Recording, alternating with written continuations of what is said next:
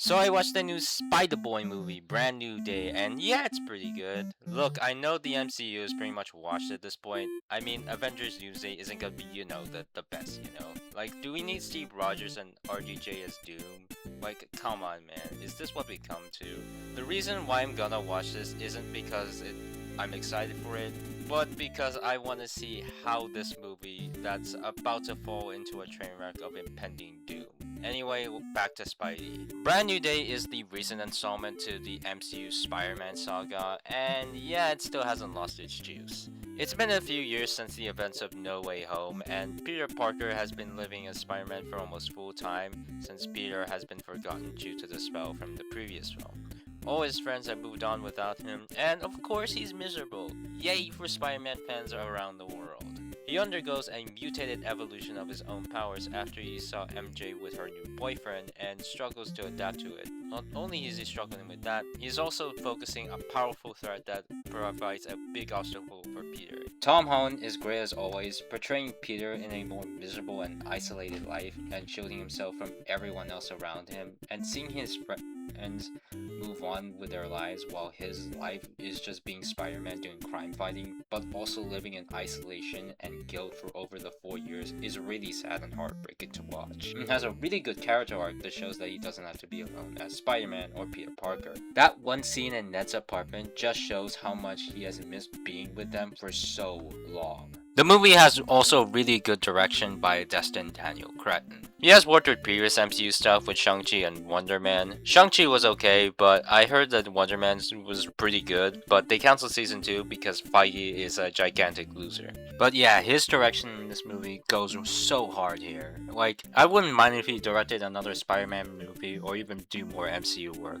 He also said that this movie reminds him a lot of his earlier work, like his 2013 film Short Term 12. Yelena was fun, but you could also tell that Foreign Speak was there for like a day only. Whatever, if she asked me to go into the tub, I would have said yes immediately. Scorpion was cool, Tombstone had a nice cameo, and the return of the Savage Hulk was really great. Lil Cow has been hiding for way too long. But the Punisher might be the funniest character in the whole movie, especially at the end. His chemistry and the way he plays off with Spider-Man is an absolute delight to watch. And of course he has an arc in this movie as well. Man, we've been missing out on great potential with Punisher and Spider-Man, but I guess it's price issues or whatever. He's better here than in his own special that came out this year. The themes about mutation, isolation, change, and grief are all really good here, and explored very well within the entire movie, and of course the main character. And other characters too, especially the main villain, which I will talk about soon enough, and the story is really engaging throughout.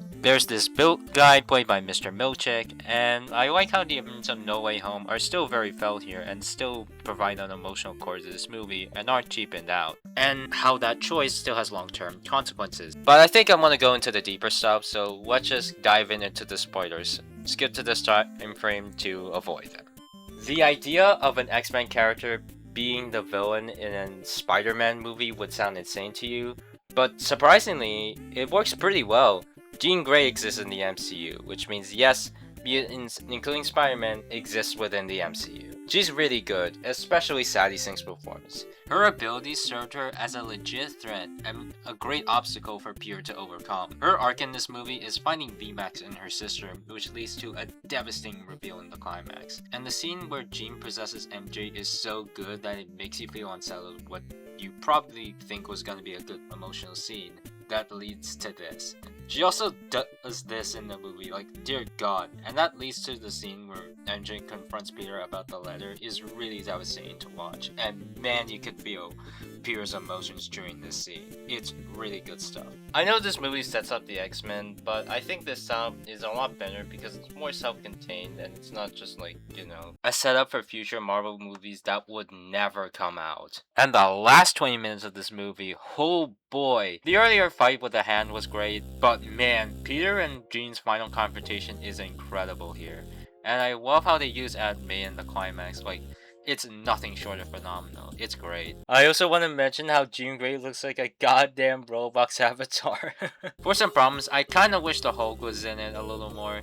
He really doesn't do much in this movie. He only has like 2 scenes, but that's pretty much it. And I wish he got to appear in the climax, but since he's pretty much not well utilized within the MCU and some rights issues, I'm fine with Hulk not appearing as much. It's fine. He will be in Secret Wars next year, so yeah, we'll see about that. I think this movie is a little overstuffed at times. It can get a bit, a bit bloated, and the movie's a bit too long. But aside from that, that's only the issues I have with this movie. I wish Sony did better on the marketing because they showed way too much in this movie, especially Hulk and the final battle with the hand. It could have made that epic moment hit harder if they didn't show it too much, but that's fine because the scene where Jean Grey tells Peter if he's Peter or Spider-Man, and then Spider-Man says he's both and then goes ballistic, is just so peak. Like, that is one of the best scenes in Spider-Man history. Like, that's really good stuff.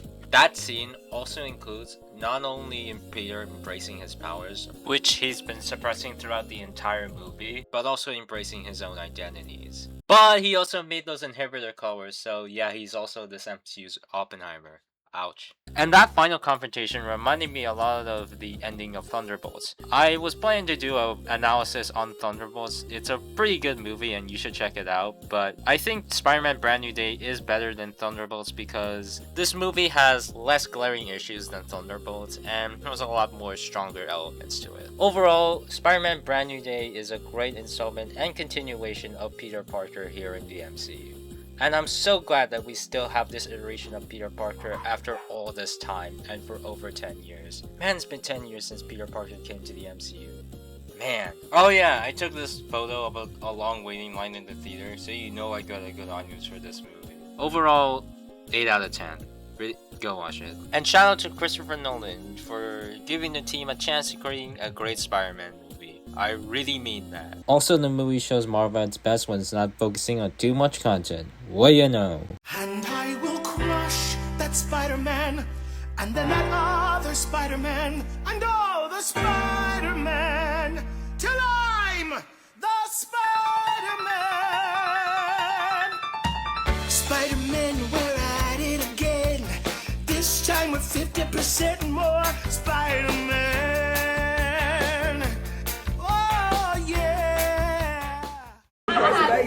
I feel like